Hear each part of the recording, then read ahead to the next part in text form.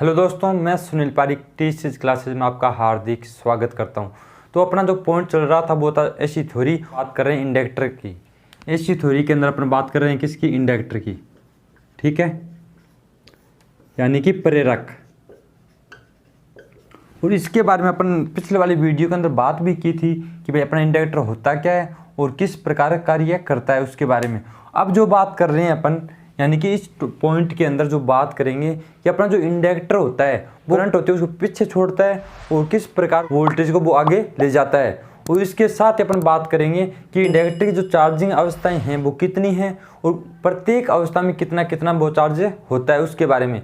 तो वीडियो को आप शुरुआत से लेकर अंत तक पूरा देखें। अगर फिर आपको वीडियो अच्छा लगता है तो वीडियो लाइक कीजिएगा, शेयर कीजिएगा और साथ ही हमारे चैनल को भी सब्सक्राइब कर लीजिएगा। तो चलते हैं अपन वीडियो पर। तो देखिए, मान लीजिए मेरे पास क्या है, कोई ये इंडक्टर। तो इंडक्टर के बारे में अपन बात कर चुके हैं। इंडक्टर क्या होती है? एकमात्र कॉइल होती है, कुछ नहीं होती। क्या होती है? कॉइल। और कॉइल के रूप में आप चाहे एल्यूमिनियम का तार ले लो, चाहे आप तांबे का ले लो, चाहे चांदी का ले लो, किसी का भी ले सकते हो। और ये क्या होना चाहिए? कंडक्टर होना चाहिए, चालक है होना चाहिए। ठीक है, इसकी मैंने यहाँ पे क्या बना दी है कि कॉइल बना दी। इस कॉइल के अंदर मैं यहाँ पे क्या देता हूँ? सप्लाई देता हूँ। वो भी कौन सी? एसी। क्योंकि इंडक्टर हमेशा किस पे काम करता है? एसी पर काम करता है, ना कि डीसी पर। डीसी पर ये किसकी भांति काम करेगा? एक शॉर्ट सर्किट परिपथ की भांति।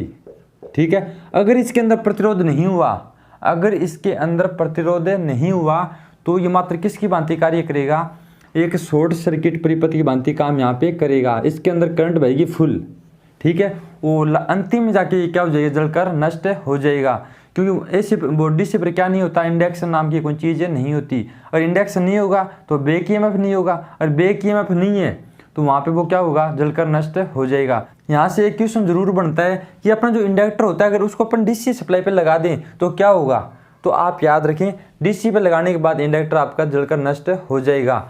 चाहे आपका ट्रांसफॉर्मर हो, चाहे आपका इंडक्टर हो, एक ही प्रकार से कार्य करते हैं दोनों। तो ये जलकर क्या हो जाएगा? नष्ट। और ट्रांसफॉर्मर भी आपका क्या हो जाएगा? जलकर नष्ट हो जाएगा। एक बात तो ये जो इंडक्शन पे अब जब ये काम करेगा, यानी कि एसी सप्लाई पे जब ये कार्य करेगा तो यहाँ पे कौन सी प्रकार की विद्युत, मतलब इंडक्शन के आधार पे कौन सी विद्युत पैदा होगी? स्थैतिक प्रकार की। कौन से प्रकार की? स्थैतिक प्रकार से। ठीक है, यानी कि इसमें कोई घूमने वाला पुर्जा नहीं होता। जब आपके पास ये कॉइलें घूमती हैं, ये मान लीजिए मेरे पास क्या एक कोई जनित्र है, उसके अंदर मैं कॉइलों को घुमाऊं तो अगर कॉइलें वहाँ पे घूमेगी तो उसके अंदर क्या पैदा होगा? ईएमएफ। वो कौन सा होता है? गतिज प्रकार से प्रेरित ईएमएफ, गतिज रूप से प्रेरित ईएमएफ। ठीक है, और यहाँ पे ये कॉइल घूम नहीं रही, ये क्या क्या होती है? पड़ी रहती है सीधी, इसीलिए यहाँ पे क्या पैदा होता है? ईएमएफ। तो इसमें कौन सा पैदा होगा? स्थैतिक प्रकार से प्रेरित ईएमएफ। तो आप एक बात यहाँ पर ऐसे और ध्यान रखना कि अपने पास जो ट्रांसफॉर्मर होता है, चाहे अपने पास इंडक्टर होता है, या कोई भी वस्तु जो बिना घूमे ईएमएफ उत्पन्न करती है, तो वहाँ पे कौन से प्रकार से प्रेरित होगा? हमेशा स्थैतिक प्रकार से प्रेरित ईएमएफ होगा। तो ये बातें आप ध्यान रखें। ठीक है, ये बातें समझ में आ गई होंगी आपके। अब जो बात करते हैं अपन करते हैं कि अपन मान लीजिए शुरुआत में जब अपना इंडक्टर होता है उसके अंदर करंट, जो शुरुआत में जो करंट बहती है वो क्या बहती है? बहुत ही कम बहती है। क्यों बहती है? क्योंकि अपना जो इंडक्टर होता है वो करंट के में होने वाले परिवर्तनों का विरोध करता है। इस प्रकार जब करंट में परिवर्तन होंगे उनको दबाने का प्रयास कौन करेगा? ये अपना इंडक्टर करेगा। अब क्यों करेगा? क्योंकि अपने यहाँ पे जब ऐसे सप्लाई देंगे तो इसके अंदर क्या पैदा हो जाएगा? Back EMF. शुरुआत में बैक ईएमएफ का मान क्या होता है? ज़्यादा होता है। क्या होता है? ज़्यादा। तो यहाँ पे क्या पैदा हो जाएगा? Back EMF. अब जब बैक ईएमएफ यहाँ पे पैदा होगा तो वो क्या करेगा? किसका विरोध करेगा? करंट में होने वाले परिवर्तनों का। यानी करंट में बार बार चेंज होंगे और यानी 30 डिग्री पे पहुंची, 40 डिग्री पे पहुंची, 90 डिग्री पे पहुंची, ये जो परिवर्तन हो रहे हैं उनका क्या करने लग जाएगा? विरोध। विरोध करने का मतलब ये हो गया कि अपना जो करंट बढ़ रही है उसको ना तो बढ़ने देगा, जब करंट घटेगी तो ना उसको वापस से घटने देगा। इस प्रकार क्या करेगा? विरोध करेगा, यानी उसको रोकने का प्रयास करेगा। कौन? इंडक्टर। ठीक है, तो यहाँ पर एक ग्राफ बनाता हूँ मैं। तो देखिए, शुरुआत में मैंने क्या बोला कि बैक ईएमएफ ज़्यादा होता है तो यहाँ पे बहने वाले करंट का मान भी क्या होगा? कम होगा। क्योंकि बैक ईएमएफ क्या है? ज़्यादा, यानी विरोध करने वाला ज़्यादा है तो करंट का मान भी क्या रहेगा? कम रहेगा। तो करंट मान लीजिए अभी स्टार्ट नहीं हुई तो वोल्टेज कहाँ पे पहुँचेगी? धीरे धीरे वोल्टेज स्टार्ट होगी। वोल्टेज यहाँ पे मान लीजिए कहाँ तक पहुँची? 90 डिग्री पर। ये 90 डिग्री मेरे पास क्या पहुँच गई? वोल्टेज। जब वोल्टेज पहुंचे 90 डिग्री पर तो यहाँ पे बे की ईएमएफ भी यहाँ पे बनेगा, क्योंकि यहाँ पे प्रत्यावर्ती प्रकार क्या बनेगा, चुंबकीय क्षेत्र। वो किसको काटेगा, इन कॉइलों को काटेगा। इन कॉइलों को काटेगा तो यहाँ पे क्या पैदा हो जाएगा, बे की ईएमएफ। और बे की ईएमएफ क्या होता है कि जो अपन सप्लाई दे रहे हैं, जो सप्लाई अपन यहाँ पे दे रहे हैं उसी का विरोध करता है कौन, बे की ईएमएफ। ये किसका नियम है, लेंज का नियम। अब इसका विरोध करेगा, इसका मतलब क्या हो गया कि जस्ट इसकी विपरीत बन रहा है कौन, बे की ईएमएफ। जस्ट इसके विपरीत बन रहा है कौन, बे की ईएमएफ, यानी कि यहाँ पे बे की ईएमएफ इसकी विपरीत बनने लग जाएगा। जैसे जैसे यहाँ पे वोल्टेज का मान अपना बढ़ाते जाएंगे, या मान लीजिए एसी है तो एसी के अंदर बार बार इसका जो मान होगा वो चेंज होगा, यानी बढ़ेगा मान इसका, और तो बे की ईएमएफ का मान भी क्या होगा, धीरे धीरे बढ़ेगा। जब अपने पास वोल्टेज का मान 90 डिग्री पे पहुंचेगा पॉजिटिव के अंदर, तो बे की ईएमएफ का मान माइनस के अंदर 90 डिग्री पे पहुंचे जाएगा। ठीक है, तो इसका मतलब यहाँ पे ये नहीं है यहाँ पे कि यहाँ पे अगर 45 वोल्टेज हैं, यहाँ पे मान लीजिए 50 वोल्टेज हैं, तो इसका मतलब बे की ईएमएफ भी कितना हो गया, 50 वोल्ट। ऐसा नहीं होता। यहाँ पे जो बे की ईएमएफ वो कम रहेगा थोड़ा, मान लीजिए 48 वोल्टेज रहेगा तो 2 वोल्टेज का अंतर आ गया ना, क्योंकि जितनी अपन सप्लाई देते हैं उतना पूरा बे की ईएमएफ नहीं बनता, परंतु थोड़ा बहुत डिफरेंस रहता है। परंतु इनकी जो डिग्री है, कोण जो है, इनका कोण क्या रहेगा, बराबर रहेगा। ठीक है, और जब ये घटना स्टार्ट होगा तो आपकी जो बे की ईएमएफ है वो भी क्या करने लग जाएगा, घटने लग जाएगा। तो इसी समय जो आपकी करंट थी वो पहले यहाँ पे वोल्टेज का मान ज़्यादा था, तो बे की ईएमएफ का मान क्या था, ज़्यादा, तो वो करंट को दबाए रखने की कोशिश कर रहा था। अब जब आपके पास बे की ईएमएफ का मान घटने लग गया, इसका मतलब यहाँ पे प्रतिरोध भी क्या हो गया, कम, यानी करंट को दबाने वाला जो मान था यानी बल था वो क्या हो गया, कम हो गया। तो आपकी करंट क्या होने लग जाएगी, आपकी यहाँ से स्टार्ट। जैसे जैसे बे की ईएमएफ घटेगा, यानी कि कब घटेगा, जब वोल्टेज आपकी वोल्टेज यहाँ से घटेगी तो आपका बे की ईएमएफ भी क्या होगा, घटेगा। तो यहाँ पे प्रतिरोध वैसे कम होता जाएगा, वैसे ही प्रतिरोध यहाँ पे क्या होगा, कम होता जाएगा। जब कम होता जाएगा तो आपकी करंट का मान क्या होता जाएगा, बढ़ता जाएगा। और यहाँ पे ये क्या हो जाएगा, शून्य, तो करंट का मान क्या हो जाएगा, आपका अधिकतम। ये करंट कहाँ पे पहुँच गई, 90 डिग्री पर, और आपका जो वोल्टेज है वो कहाँ पे, 0 डिग्री पर। और आपका जो जब वोल्टेज 0 डिग्री पर है तो आपका जो बे की ईएमएफ है वो भी कहाँ पे, 0 डिग्री पर। ठीक है, तो वही वापस जब यहाँ पे बे की ईएमएफ वापस पॉजिटिव में जाएगा, तो यानी कि जब आपकी वोल्टेज माइनस के अंदर जाएगी तो आपका बे की ईएमएफ कहाँ पे जाएगा, पॉजिटिव में, यानी बढ़ रहा होगा वापस, तो आपकी करंट वापस क्या करने लग जाएगी, घटने लग जाएगी। क्यों घटेगी, क्योंकि यहाँ पे क्या बढ़ रहा है, आपका बे की ईएमएफ बढ़ रहा है, यानी प्रतिरोध करने वाला जो मान था वो बढ़ रहा है, तो आपके जो करंट का मान भी क्या होने लग जाएगा, कम में होने लग जाएगा। इस प्रकार आपका इंडक्टर है वो क्या करता है, कार्य करता है। ठीक है, ये बात किसकी कर रहा हूँ मैं यहाँ पे, जैसे मान लीजिए अभी वोल्टेज कहाँ पे, 90 डिग्री पर, तो करंट कहाँ पे है, 0 डिग्री पर, यानी यहाँ पे जो वोल्टेज है और करंट है उनके मध्य कितना अंतर है, यहाँ पे 90 डिग्री पर। मैंने क्या माना है, 90 डिग्री पे माना है। ये मेरे पास करंट हो गई, ये मेरे पास क्या होगी, वोल्टेज। तो इसका मतलब यहाँ पे ये हुआ, मैं जो बात कर रहा हूँ वो किसी कर रहा हूँ, शुद्ध इंडक्टर की। किसकी बात कर रहा हूँ, शुद्ध इंडक्टर की। अगर यहाँ पे प्रतिरोध होता, अगर इस इंडक्टर के अंदर मैं प्रतिरोध मानता भी, मैंने क्या नहीं माना, मैंने यहाँ पे ये माना है कि इस इंडक्टर का प्रतिरोध क्या है, 0। इस इंडक्टर का प्रतिरोध क्या है, 0। अगर यहाँ पे मैं प्रतिरोध मानता, मान लीजिए मेरे पास 10 ओम प्रतिरोध रहा होगा इस इंडक्टर का, तो ये इंडक्टर शुद्ध इंडक्टर नहीं कहलाता, आदर्श इंडक्टर नहीं कहलाता। तो उस समय यहाँ पे जो करंट और वोल्टेज के मध्य कितना डिग्री अंतर बता रहा हूँ मैं अभी, 90 डिग्री, वो अंतर नहीं होता उस समय। तो वो कितना होता, थोड़ा कम होता है इससे। अब कितना भी हो सकता है कम, पर कम होता, क्या होता, कम। अगर मान लीजिए मेरे पास L था, L बोलते हैं इंडक्टेंस को, और R किसको बोलते हैं, प्रतिरोध को। अगर R का मान ज़्यादा है और L का मान क्या है, कम, तो यहाँ पे जो अंतर होगा वो क्या हो, बहुत ही कम होगा। अगर यहाँ पे L का मान ज़्यादा है और R का मान क्या है, कम, तो यहाँ पे जो अंतर है वो क्या रहेगा, ज़्यादा। और अगर R का मान 0 हो गया तो यहाँ पे पूरा अंतर क्या आ जाएगा, ज़्यादा आ जाएगा, यानी 90 डिग्री यहाँ पे डिफरेंस हो जाएगा। अगर दोनों का मान लीजिए बराबर हो गया तो भी यहाँ पे क्या रहेगा, अंतर रहेगा कुछ ना कुछ। ऐसा नहीं है कि एक दूसरे के ऊपर आ जाएंगे, ऐसा कभी नहीं होगा। ठीक है, तो ये बातें समझ में आ गई होगी। एक शुद्ध इंडक्टर के अंदर करंट और वोल्टेज के मध्य कितना डिग्री का अंतर होता है, 90 डिग्री का। अगर यहाँ पे शुद्ध इंडक्टर की बात नहीं आती है तो हमेशा कितना रहेगा, 90 डिग्री से कम रहेगा। कितना रहेगा, 90 डिग्री से कम। ठीक है, ये तो बात हो गई किसकी, डिग्री की और वोल्टेज और करंट के मध्य का अंतराल की। अब किसकी बात करते हैं, थोड़ी अपन ये बात कर लेते हैं कि अपना जो इंडक्टर है शुरुआत के अंदर शुरुआत के अंदर ओपन सर्किट की भांति कार्य करता है। किसकी भांति? ओपन सर्किट की भांति। किसकी भांति? ओपन सर्किट की भांति कार्य करता है। क्यों करता है? क्योंकि शुरुआत के अंदर करंट स्टार्ट नहीं हुई है। शुरुआत के अंदर यहाँ पे कौन बनने लग गया? बैक ईएमएफ बनने लग गया। जब बैक ईएमएफ शुरुआत के अंदर बैक ईएमएफ है यहाँ पे ज़्यादा और करंट का मान शून्य है, तो करंट नहीं बह रही परिपथ के अंदर। जब किसी परिपथ के अंदर करंट नहीं बहती है तो उसका मतलब अपन क्या मानते हैं कि वो परिपथ क्या है? ओपन सर्किट है। तभी वहाँ पे क्या नहीं बह रही? करंट नहीं बह रही। तो यहाँ पे जब करंट नहीं बहती है तो शुरुआत के अंदर जो आपका इंडक्टर वो किसकी भांति कार्य करेगा? एक ओपन सर्किट की भांति कार्य करेगा। और बाद में जब आपकी करंट बहने लगेगी तो आपका वो परिपथ है वो किसकी भांति कार्य करेगा? एक बंद सर्किट की भांति कार्य करेगा, यानी क्लोज सर्किट की भांति। ठीक है। और जब आपकी ये तीसरी अवस्था आएगी, यानी करंट कहाँ पे पहुंचे? 90 डिग्री पर। ये दोनों कहाँ पे पहुंच गए? शून्य पर। इस समय परिपथ किसकी भांति कार्य करेगा? शॉर्ट सर्किट की भांति कार्य यहाँ पे करेगा, यानी करंट का मान अधिकतम है यहाँ पे।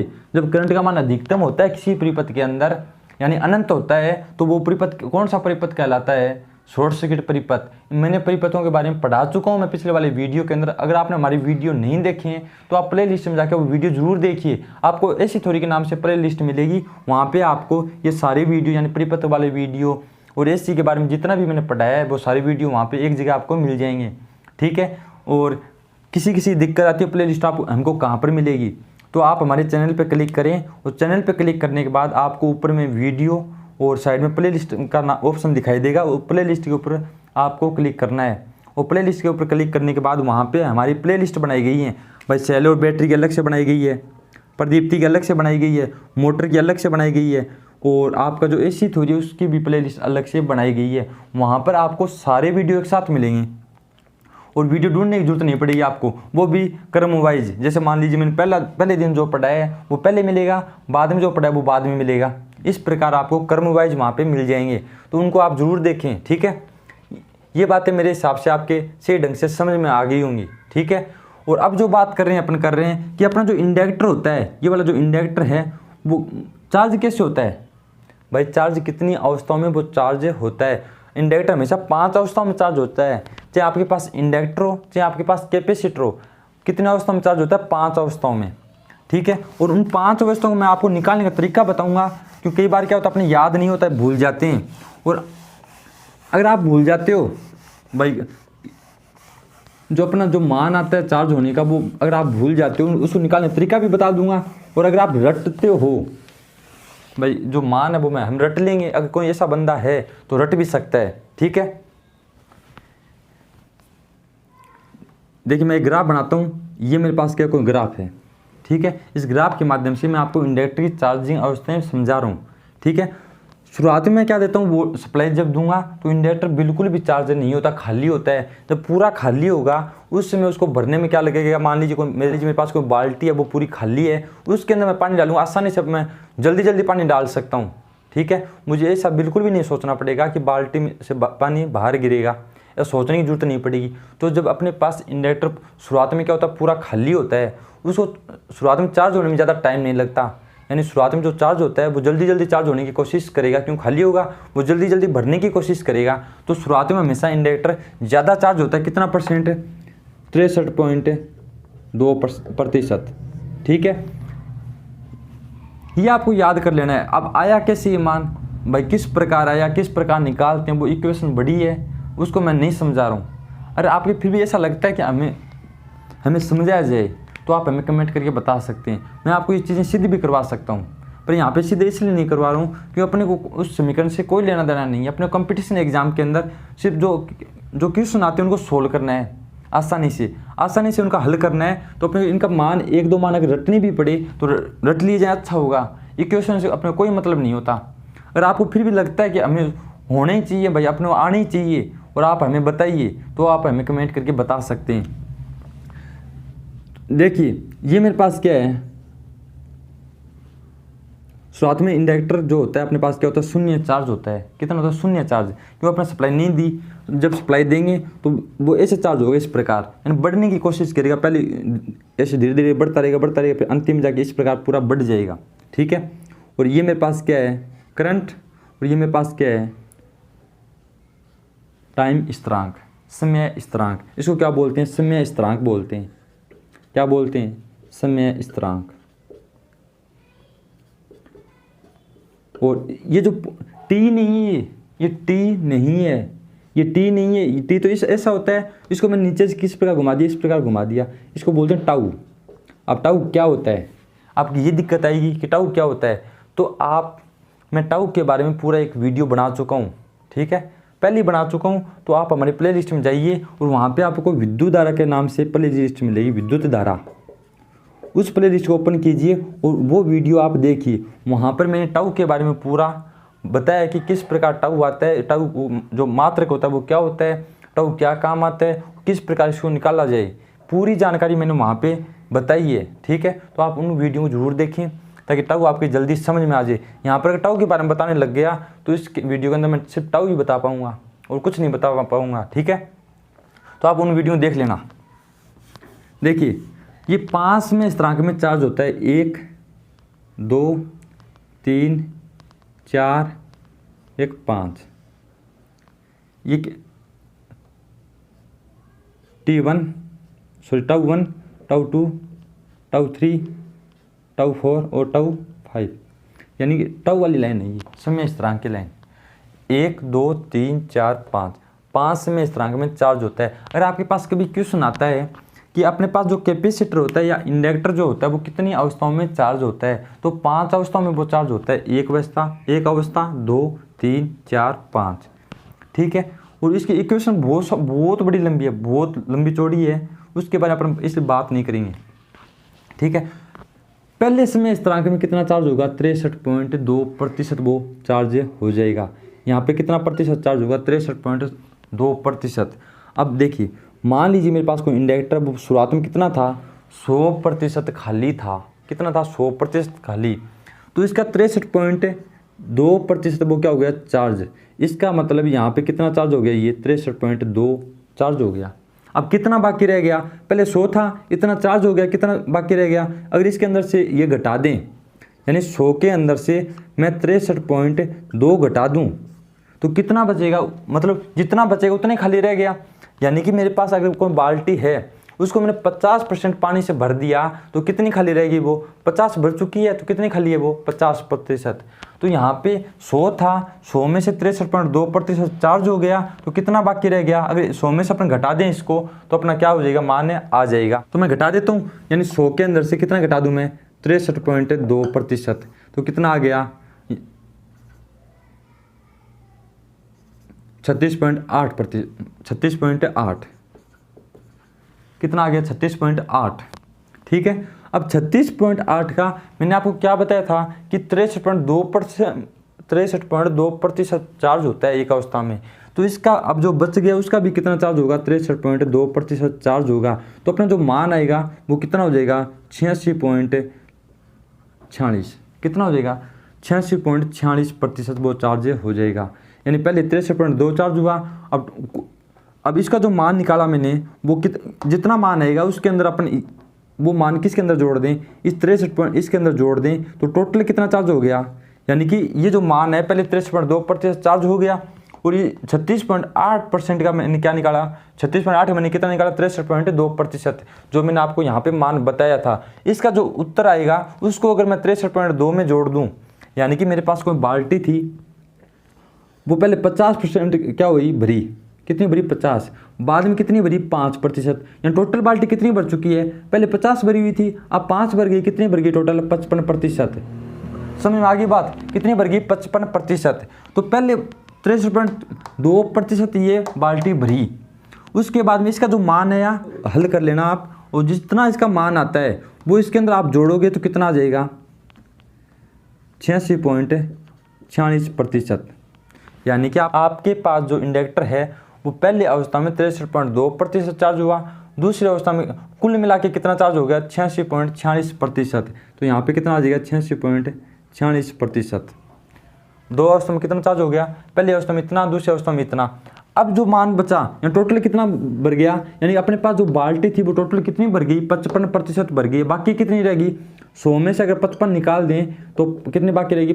45% बाकी वो रह गई। तो अपने पास जो इंडक्टर था 86.46% वो भर चुका है। अब बाकी कितना रह गया, 100 में से अगर अपन 86.46 घटा दें, 100 में से 86.46 घटा दें तो कितना आएगा, 13.54 आएगा। कितना आएगा, 13.54। तो इतना वो खाली रह चुका है अभी। अब 13.54 आ गया, इतना खाली है, यानी कि बाल्टी अपने पास कितनी खाली है, 45% खाली है वो। तो अगर ये जो 45% है उसको अपने को भरना है अब, यानी कि 13.54 को भरना है अभी। तो इसका भी कितना परसेंट भरेगा अब, 63.2%। यानी कि पहले 100 का 63.2, बाद में जितना खाली रहे उसका 63.2, बाद में जितना खाली रहे उसका भी कितना 63.2% भरेगा। तो इसका मान कितना आएगा अपने पास, जितना इसका मान आता है उसको अपन किस में जोड़ दें, 86.46 में जोड़ दें तो कितना आ जाएगा, 95 लगभग आ जाएगा। किसके बराबर, 95 के लगभग आ जाएगा। ठीक है, और अब टोटल 95 भर चुका है, कितना खाली रह गया, लगभग 5% खाली रह गया। मैं पॉइंटों की अभी बात नहीं कर रहा हूँ, पॉइंटों को आप निकाल लेना, आराम से हल कर लेना। 5% खाली रह गया, यानी 100 में से जो 95 निकालेंगे कितना आ गया, 5 का कितना भरेगा अब, 63.2% भरेगा वापिस। तो इसका जो मान आएगा उसको अपन इसमें जोड़ेंगे तो कितना आ जाएगा, 98 पॉइंट समथिंग आ जाएगा। ठीक है, और बाद में कितना खाली रह गया, 1 पॉइंट कितने खाली रह गया, तो उसको 1 पॉइंट कितनी खाली का कितना भरेगा, 63.2% भरेगा वापिस। तो टोटल कितना, 99.32 आएगा, 99.32 आएगा। इतना वो भर जाएगा, यानी कि पहली अवस्था में 63.2% चार्ज होगा, बाद में 86.46% चार्ज होगा, बाद में आपके पास कितना 95, बाद में 98, बाद में 99.32% चार्ज हो जाएगा। यानी कि यहाँ पर आपके जो इंडक्टर है, पहली अवस्था, दूसरी अवस्था, तीसरी अवस्था, चौथी और ये पांचवी। पहली के अंदर 63.2% चार्ज होता है, दूसरी में आपकी 86.46% और तीसरे में आपका 95, बाद में 98, बाद में 99 लगभग। ये लगभग मान है आपके, आप निकाल लेना इसको। मेरे सब समझ में आ गया हो किस प्रकार ये मान निकाला जाता है। ठीक है, तो ये निकाल लेना आप, इसके हिसाब से वो क्या होगा, चार्ज होगा। अब घटेगा कैसे, अब घटने का भी तरीका होता है एक, भाई जिस प्रकार धीरे धीरे चार्ज हो रहा है उसी प्रकार धीरे धीरे क्या होगा, वो डिस्चार्ज होगा। अब धीरे धीरे चार्ज क्यों होता है, सोचने वाली बात तो यहाँ पर ये आती है कि धीरे धीरे चार्ज क्यों होता है। ठीक है, तो धीरे धीरे चार्ज इसलिए होता है कि इंडक्टर, क्योंकि शुरुआत में क्या होता है, करंट दबती है, बाद में धीरे धीरे करंट उठती है, तो उसको टाइम लगता है धीरे धीरे उठने में। वो वोल्टेज का मान क्या होगा, धीरे धीरे घटेगा। इस प्रकार धीरे धीरे वो चार्ज होता जाएगा, और जब वोल्टेज आपकी शून्य हो जाएगी तो लगभग चार्ज हो जाएगा कितना, 99.32% चार्ज हो जाएगा। परंतु कभी भी इंडक्टर 100% चार्ज नहीं होता, चाहे आपके पास इंडक्टर चाहे कैपेसिटर, कभी भी 100% चार्ज नहीं होगा, यानी कि पूरा चार्ज नहीं होता। वो कुछ ना कुछ क्या रह जाता है, डिस्चार्ज रह ही जाता है। तो याद रखना, आपको अगर पूछ लिया जाए इंडक्टर पूरा चार्ज कब हो जाता है, पूरा चार्ज नहीं होता इंडक्टर, 99.32% ही चार्ज हो पाता है। वो पॉइंट कितने परसेंट चार्ज बाकी रह जाता है, या खाली रह ही जाता है, चाहे आपके पास कुछ भी कर लो आप, और ना ही कभी पूरा डिस्चार्ज होता है। अब डिस्चार्ज की भी बता देता हूँ, डिस्चार्ज कैसे होता है। अब जो डिस्चार्ज होगा उसको भी मैं यहाँ पे एक साथ ही बता देता हूँ ताकि आपको जल्दी समझ में आ जाए। ये तो रटने वाले मान थे और ये समझने वाले तरीका था। आप चाहे आप समझ सकते हो चाहे आप रट सकते हो। ठीक है, और यहाँ से मैं आपको ये बता देता हूँ जो डिस्चार्ज होगा वो भी किस प्रकार होगा। दोनों इक्वेशन को मैं साथ बना देता हूँ। ये तो मान लीजिए चार्ज वाली हो गई, तो ये मेरी डिस्चार्ज वाली हो गई। ठीक है, 5 अवस्था में क्या होगा, चार्ज होगा। यहाँ पर मान लीजिए एक अवस्था है, यहाँ पे कितना चार्ज हो गया, 63.2।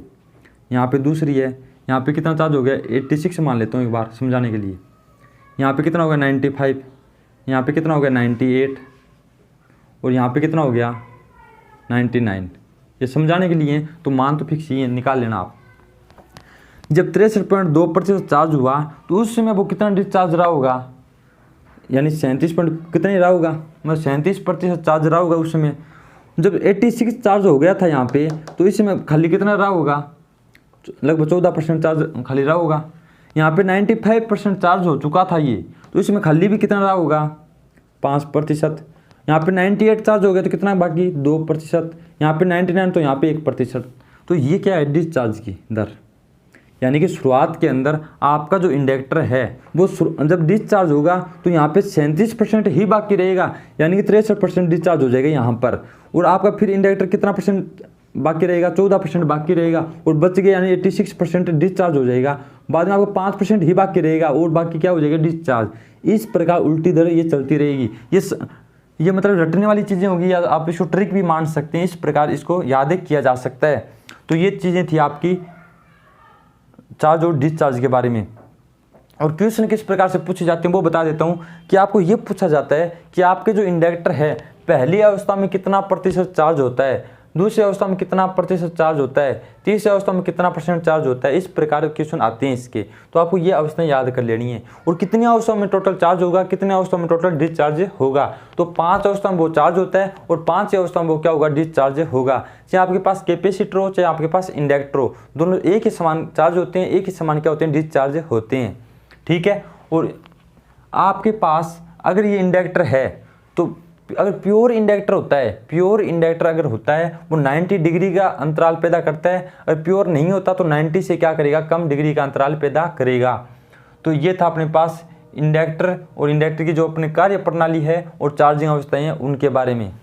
ठीक है। इसके अलावा अपन जो फालतू वाला पढ़ा है उसको अपन यहाँ पे मैं कुछ भी नहीं बताने वाला कि अपन जो भाई ये टाउ है, टाउ क्या है, इसका मान क्या होता है, ये अपने क्वेश्चन नहीं आते ज़्यादा हार्ड। अब आते हैं, आपने अगर देखे हैं कहीं पर क्वेश्चन की हमारे मतलब इलेक्ट्रिकल टेक्निकल के अंदर IT लेवल पे ये क्वेश्चन आ गए तो आप हमें बताना, ताकि मैं उनके बारे में भी आपको यहाँ पर बता दूंगा। भी मतलब गहराई से वीडियो आपको बना दूंगा। मेरे हिसाब से यहाँ पे आपका लेवल हाई हो गया होगा, ये मतलब हाई लेवल हो गया लगभग। तो इससे भी अगर हाई लेवल चाहिए आपको, आप हमें बता सकते हैं, पर अपने यहीं तक काम आता है। तो अपन इस वीडियो के अंदर अपन यहीं तक बात करेंगे, इंडक्टर तक ही।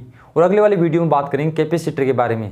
कैपेसिटर के बारे में बात करने के बाद अपन परिपथ स्टार्ट करेंगे और इनके जो प्रकार होते हैं, इंडक्टर के प्रकार होते हैं, कैपेसिटर के प्रकार होते हैं और प्रतिरोधी के जो प्रकार होते हैं उनके बारे में बात करेंगे। और उनके परिपथों के प्रकार के बारे में भी बात करेंगे। परिपथ कौन कौन से होते हैं, जैसे RL, RC, RLC, उनके बारे में। अनुनादी सर्किट हो गई, पावर फैक्टर हो गया, उन सभी के बारे में अपन लेवल वाइज बात करते रहेंगे। ठीक है। बीच बीच में पॉइंट चेंज नहीं करने वाला, क्योंकि कई बार क्या होता है कमेंट आते हैं कि सर इसको छोड़िए ये पढ़ाइए आप, इस पर पॉइंट अगर चेंज होते हैं तो आपके समझ में नहीं आएगा। तो आप टॉपिक वाइज पढ़ लीजिए, अच्छा रहेगा, आपको जल्दी याद हो जाएगा।